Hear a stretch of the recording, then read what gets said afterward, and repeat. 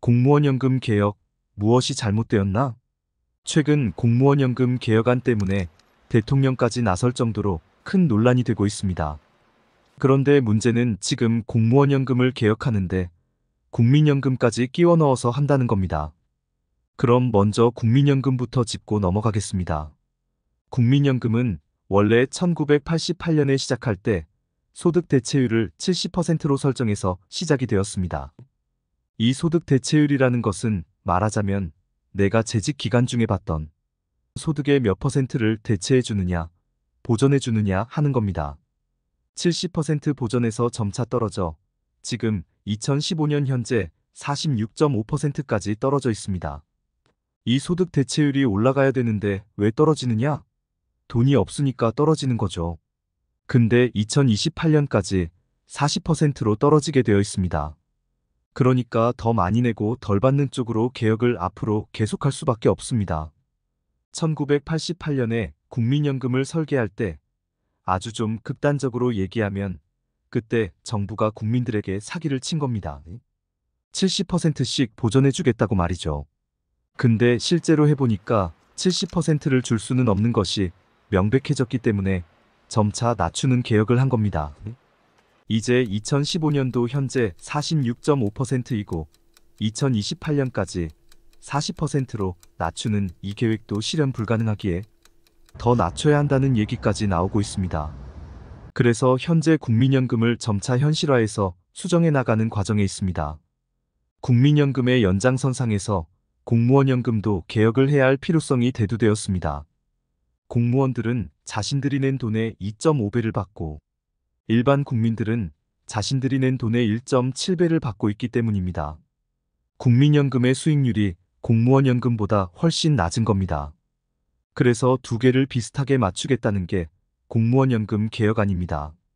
이런 상황에 놓이자 공무원 단체들은 공무원연금을 건드리지 말고 국민연금을 올리라고 주장했습니다. 국민연금을 더 주면 공무원연금은 줄이지 않아도 된다는 생각이죠. 아닙니다. 공무원연금을 내려서 국민연금하고 맞춰야 합니다. 오히려 공무원연금을 국민연금보다 더 내려야 하는 상황인데 다시 국민연금을 올려서 비슷한 수준으로 맞추자는 이 황당한 주장을 여야 대표인 김무성, 문재인 이 두 사람이 받아들였습니다. 국민연금의 소득 대체율을 50%로 높이기로 한 겁니다. 소득 대체율을 50%로 올리면 국민 한 사람당 한 달에 16만 원씩은 더 내야 합니다. 그 돈은 누가 줄 것인가요? 국회의원들이 사비를 털어서 줄 건가요? 책임지지 않고 그저 생색내는 정치일 뿐입니다. 이번 공무원연금안은 이렇습니다. 기여율로 따지면 7%에서 9%로 올라가게 되는 겁니다. 쉽게 말해서 지금 받는 기본소득에서 7%를 연금보험료로 냈는데 앞으로 2%를 더 내게 된 것입니다. 그 다음 받는 돈은 매년 적립이 되어 나가죠. 만약 1년에 2%가 적립된다고 하면 2년은 4%, 10년은 20%가 되는 겁니다. 그런데 지급률이 지금 현행 1.9%인데 이것을 1.7%로 낮추기로 한 것입니다. 그래서 기여율은 2%피 높이고 받는 것은 0.2%피 내립니다. 물론 이것은 아주 장기적인 겁니다. 기여율은 단기적으로 올리고 지급률은 천천히 내리도록 되어 있습니다. 근데 이제 이걸 두고 충분한 개혁이다, 아니다. 말이 많은데 충분할 리가 없죠.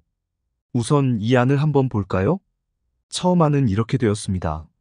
1996년 임용자, 2006년 임용자, 2016년에 들어올 공무원을 각각 넣고 계산해보면 96년부터 20년째 공무원을 하고 있는 사람의 경우에 1인당 200만 원씩을 받고 있는데 이건 퇴직수당을 제외한 액수입니다. 여기에 퇴직수당이 27만 원 들어갑니다. 그럼 227만 원이 되죠. 퇴직수당도 사실 감안을 해야 되는데 정부에서 발표할 때는 퇴직수당은 늘 빼고 얘기해요. 조금 받는 것처럼 보이게 하기 위해서 20년 경력자가 받을 수 있는 연금은 200만 원이었는데 이번 개혁으로 193만 원을 받게 되었습니다. 7만 원을 적게 받게 되었죠. 그 다음에 2006년 임용자, 지금 10년 경력자는 153만 원을 받게 됩니다.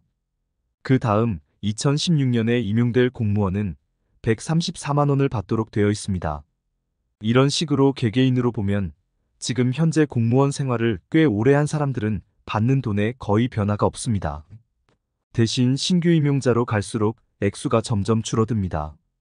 그래서 개개인별로 보면 꽤 효과가 있는 것처럼 보이는데 실제로 공무원 연금 개혁에 따른 향후 70년간 총 재정 부담으로 보면 현행은 1987조 원의 적자를 보게 되어 있습니다. 당초 새누리당 안으로 만들었던 안에도 퇴직수당이 빠져 있어서 명확하게 계산할 수 없습니다. 일단 새누리당 안을 보자면 현재 1987조 원의 적자, 이번 합의안은 1654조 원의 적자로 현행보다는 333조의 공무원연금 적자가 줄어들 것이라고 나와 있습니다. 공무원연금 적자가 향후 70년에 걸쳐서 333조 원 줄어들더라도 연금 적자가 1654조 원이라는 거대한 액수라는 사실은 그대로입니다. 1654조 원의 연금 적자도 잘못된 계산입니다. 다른 적자 보전금을 계산해보면 2016년에만 3조 6천억 원 이상의 적자 보전을 해야 되는데 이번에 개혁을 해서 2조 1천억 원 정도로 조금씩 줄어든다는 주장을 정부 측에서는 내놓고 있습니다. 처음에 김용하 안은 이런 것이었습니다. 지금 현재는 공무원 연금 개혁에 따른 총 재정 부담은 국가가 부담하는 것, 보전금, 퇴직수당까지 포함해서 2016년부터 2085년까지 1987조 원의 적자가 생기게 되어 있습니다. 그런데 원래 김용하 교수안은 394조 원을 절감해서 1592조 원의 적자가 발생하도록 설계되어 있습니다. 글쎄요. 과연 이 안이라도 지켜질까요?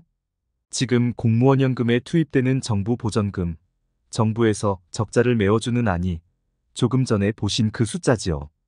근데 이 숫자가 쭉 누적되어서 이번 안이 통과되더라도 1654조 원의 누적적인 재정 적자를 보게 되어 있습니다. 하지만 여기에 또 공적연금, 군인연금, 사학연금 이런 것도 있습니다. 다른 연금도 공무원연금 수준에 맞춰서 조정을 해야 하는데 현재 적자들이 눈덩이처럼 늘어나고 있습니다. 여기서 공무원연금을 개혁해야 하는 세 가지 이유를 말씀드리겠습니다. 첫째, 현재 공무원의 숫자가 많습니다. 공무원연금은 1960년도에 처음 도입되었습니다. 당시 공무원 숫자는 30만 명이었는데 현재 공무원의 숫자는 101만 명입니다. 3배 이상 늘어난 것이죠. 이 숫자는 앞으로도 더 늘어날 것입니다. 박근혜 정부까지 모든 정부에서 공무원의 수가 늘어났고 노무현 정부 때 공무원 숫자가 엄청나게 늘어났습니다. 이번 개혁안으로 383조 원이 줄어들었다고 하지만 공무원 숫자가 급증하고 있어 전체적인 재정 적자가 줄어들지는 않을 것입니다. 둘째, 평균 수명이 연장되고 있는 점입니다. 공무원 연금이 도입된 1960년 당시에는 우리나라 국민 평균 수명이 52세였습니다. 사실상 국가가 52세까지만 책임을 지면 됐던 것입니다.